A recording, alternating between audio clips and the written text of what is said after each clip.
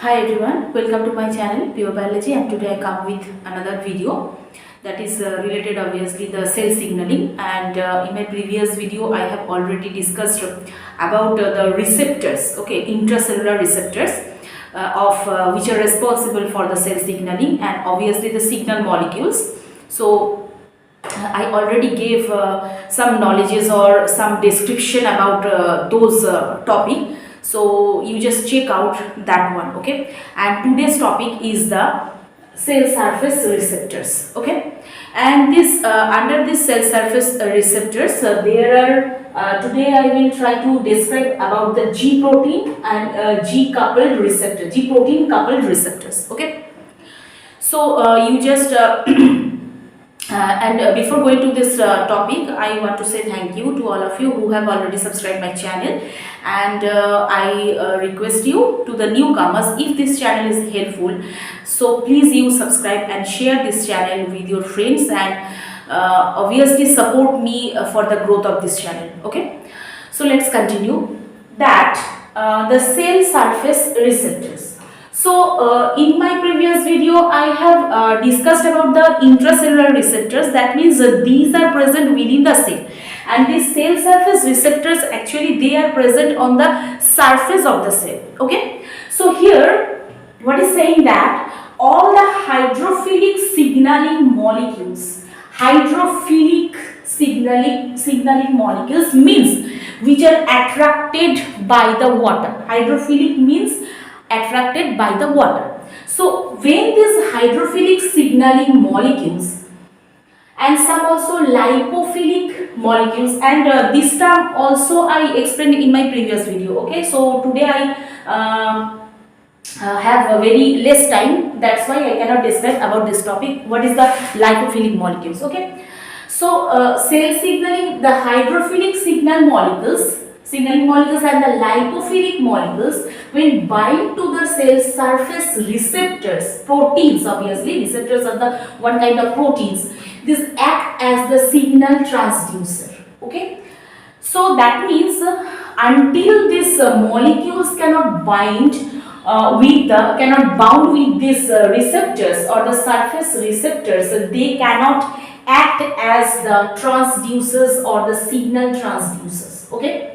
To produce the intracellular messengers, these messengers stimulate the sensors and effectors responsible for activating the cellular responses, okay. So it's clear that when it just converts, the receptors converts into the signal transducers, they produce some messengers, okay, intracellular messengers, and these messengers stimulate the sensors and the effectors which are responsible for the activating of some responses, okay, or some cellular responses. Clear?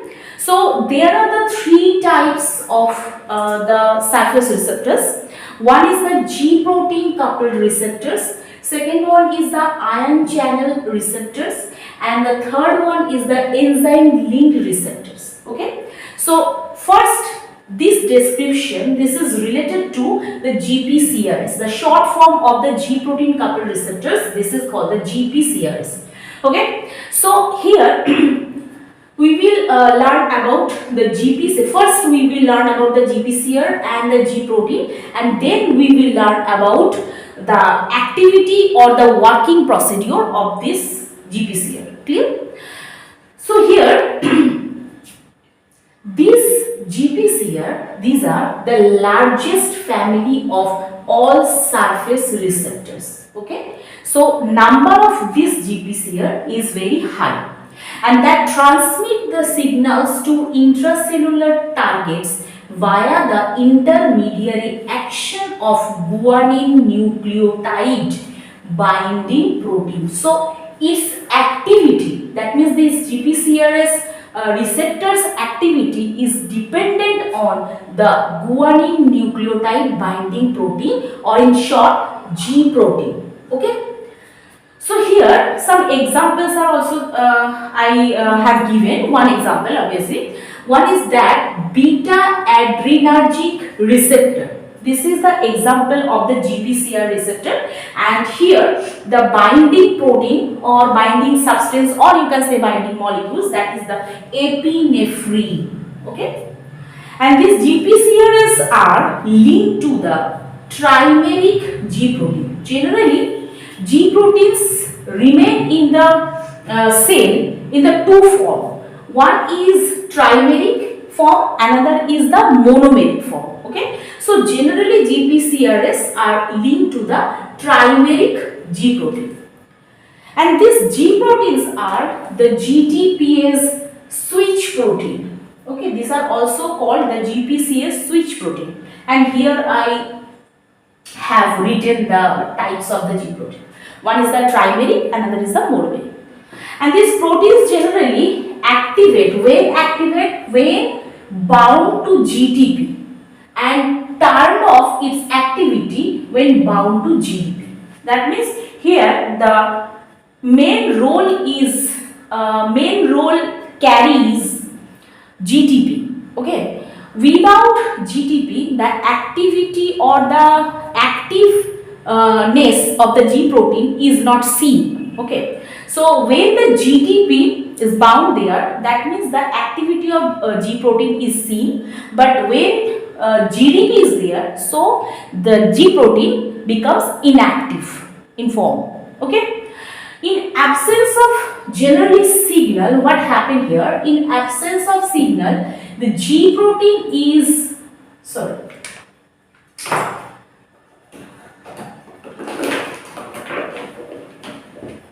okay.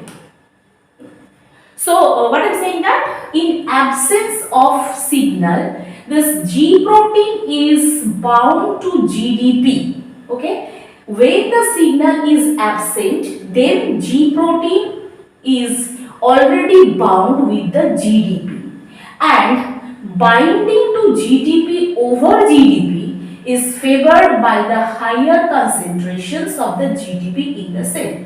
But what is saying that when the GTP's concentration is high in the cell, that means GTP tries to bind with the G protein over GDP. Clear? So, the intrinsic GTPase activity of this GDP binding proteins hydrolyze GTP to GDP and PI. So, after binding with GTP, the activation or the activity is seen, or the G protein becomes active, you can say. But G protein has some GTPase activity. It is one kind of enzyme activity, and its role is that when concentration of GTP is high in the cell, that means GTP that breaks into GDP and PI. So again the concentration of the GDP that high in the cell, and so what happening? The active form that converting to inactive form. What's active form? The G protein's active form that converting to the inactive form. Okay. Next one is that saying that G proteins are attached to the cytoplasmic phase of plasma membrane, ligand binding to GPCR and leads to activation of associated signal transduction. So here actually this G protein that remains on the cytoplasmic phase of plasma membrane, and when ligand binding to the GPCR then leads to the activation of the signal transducing of G protein. That means when ligand binding with this receptor and this binds with the G protein becomes active. Clear? So all G protein that contains three subunits. One is alpha, second one is the beta, and the third one is the gamma. Okay? Alpha and gamma that are anchored to membrane lipids covalently. Okay? They are anchored to membrane lipid, obviously. You know all that the membrane that is consisting of proteins and lipid bilayer, obviously.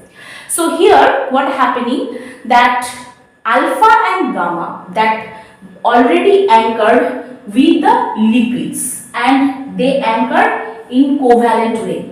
Okay, but beta is always complexed with gamma. It cannot remain alone. It always complexed with the gamma forming heterodimeric structure, that is G beta gamma. So again I repeat, there are three subunits, alpha, beta, gamma, and among these three subunits, alpha and gamma, they covalently attached with the lipid molecules of plasma membrane, but beta is always complexed bound, or you can say they remain attached with the gamma, and to form G beta gamma in situation or in this structure they remain in the cell. Okay, so this is the GPCR and the G proteins, and its second part or its next part I will describe.